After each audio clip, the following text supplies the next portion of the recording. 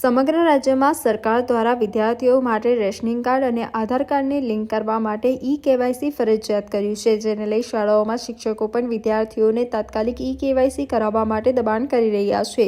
તો બીજી તરફ સરકારની સિસ્ટમમાં યોગ્ય સુવિધાઓને ઊભી નહીં કરાતા વાલીઓ અને વિદ્યાર્થીઓને ધર્મધક્કા ખાતા વખત આવતો હોય છે. સરકારના સર્વર કેટલીક વખત ડાઉન થતાં કામગીરીને પણ અસર પહોંચતી હોય છે. તો બીજી તરફ ઈ-કેવાયસી માટે વિદ્યાર્થીઓને પણ સાથે રાખવાના હોય વાલીઓ પોતાના બાળકોને શાળાઓમાં રજા પાડી સવારે 5 વાગ્યાથી કડકડતી ઠંડીમાં લાઇનમાં લગાડી પડે છે અને લાઇનોમાં ઊભા રહ્યા છતાં પણ સર્વર ચાલશે કે કેમ, તેઓનો નંબર આવશે કે કેમ, તેવા જ સવાલો ઊભા થતા હોય છે.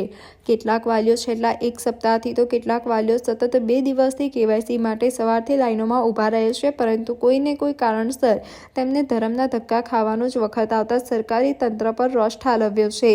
વાલીઓની એક જ માંગ છે, કોઈ પણ યોજના બહાર પાડો તો સૌ પ્રથમ તેની યોગ્ય સિસ્ટમ ગોઠવવી જોઈએ, જેથી કરીને વાલીઓ કે બાળકોને સુવિધાનો અહેસાસ ના થાય અને સરળતાથી કામ થાય તેવી માંગ કરી છે.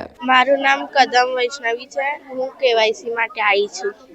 ના 2 દિવસથી નથી ગઈ સ્કૂલે. કેવાયસી નહીં થયું એટલે છે ને 2 દિવસથી અહીંયા મમ્મી પપ્પા સાથે આવું છું કેવાયસી માટે સવાર. મારું નામ પાર્થ જાદવ છે. મેં વાઘોડિયાથી આવું છું. સલંગ 3-4 દિવસથી સ્કૂલમાંથી એવું કહે છે કે ઈ કેવાયસી કરો. ઈ કેવાયસી માટે ફોર્સ કરે છે ત્યાંથી સ્કૂલમાંથી. બસ કેટલા દિવસથી અહીંયા તમે આવો છો? 2-3 દિવસથી આવીએ છીએ. નહીં થયું.